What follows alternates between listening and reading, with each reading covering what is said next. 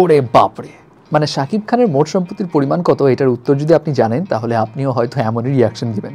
এখন কত সম্পত্তি সেটা বলছি, এবার তার আগে বলি শাকিব খান তো বাংলাদেশের নাম্বার 1 সুপারস্টার এবং তার জনপ্রিয়তা যে কোন লেভেলের সেটা সবাই জানে। শুধু এই বাংলায় নয়, ওপার বাংলাতেও তার জনপ্রিয়তা কিন্তু হিউজ।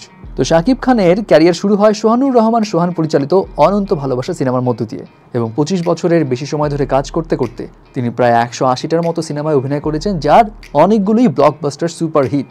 এবং নিঃসন্দেহে শাকিব খান এখন বাংলাদেশের সবচেয়ে বেশি পারিশ্রমিক প্রাপ্ত অভিনেতা। কিন্তু শাকিব খান যখন সিনেমার জগতে প্রবেশ করেন তখন অনেক সিনেমাতেই পারিশ্রমিক ছাড়াই অভিনয় করেন, যদিও প্রথম দিকে তিনি 30,000 টাকা পারিশ্রমিক নিয়ে কাজ শুরু করেন বলেও শোনা যায়। তবে সময়ের সঙ্গে সঙ্গে তার পারিশ্রমিকের পরিমাণও বাড়তে থাকে এবং সূত্র মতে জানা যায় বর্তমানে তিনি প্রতিটি সিনেমার জন্য পারিশ্রমিক হিসেবে নিয়ে থাকেন 60 থেকে 70 লাখ টাকা।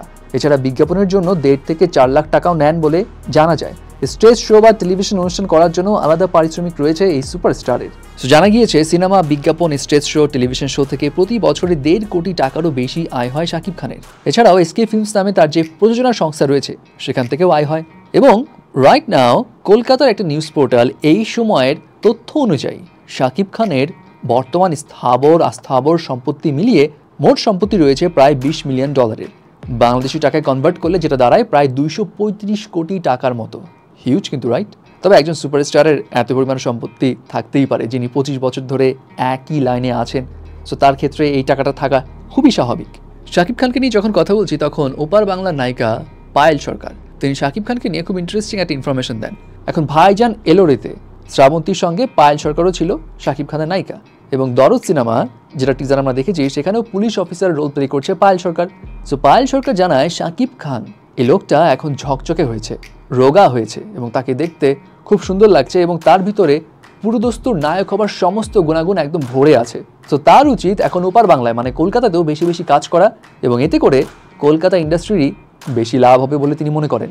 দ্যাট মিনস শাকিব খান যে এখন বাংলাদেশের নয় কলকাতার ইন্ডাস্ট্রিরও ভরসা, এটা কিন্তু বোঝা যাচ্ছে। এদিকে বুবলি, সে আবার শাকিব খান হতে চায় কিছুক্ষণের জন্য। মানে বিষয়টা হলো বুবলি এবং রোশান একটা অনুষ্ঠানে আসে, সেখানে উপস্থাপিকা বুবলিকে জিজ্ঞেস করে আপনি যদি ঘুম থেকে উঠে কোনো নায়ক বা নায়িকা হতে চান তাহলে কি হতে চাইবেন? তখন তিনি বলেন কিছুক্ষণের জন্য হলেও তিনি শাকিব খান হতে চাইবেন, কারণ শাকিব খানের ব্রেনে কি চলে তিনি সেটা জানতে চান। যদি ইনস্ট্যান্টলি উপস্থাপিকা পাল্টা প্রশ্ন করে এতদিনের সম্পর্ক কি শাকিবকে বুঝতে পারেননি, এর উত্তরে বুবলি জানায় কিছু কিছু মানুষ তাকে 30 বছর একসঙ্গে থাকলেও সংসার করলেও বোঝা যায় না, সেই জন্য ওই মানুষটা হতে হয় এবং এই কারণেই তিনি কিছুক্ষণের জন্য শাকিব খান হতে চান। দ্যাট মিনস বুবলিকে বোঝাতে চাইছে যে শাকিবকে বোঝা এত সহজ না তার ক্ষেত্রে। হু নোস। যাই হোক ভিউয়ার্স, শাকিব খানের সম্পত্তির পরিমাণ জেনে আপনার কেমন লাগলো জানাবেন কিন্তু।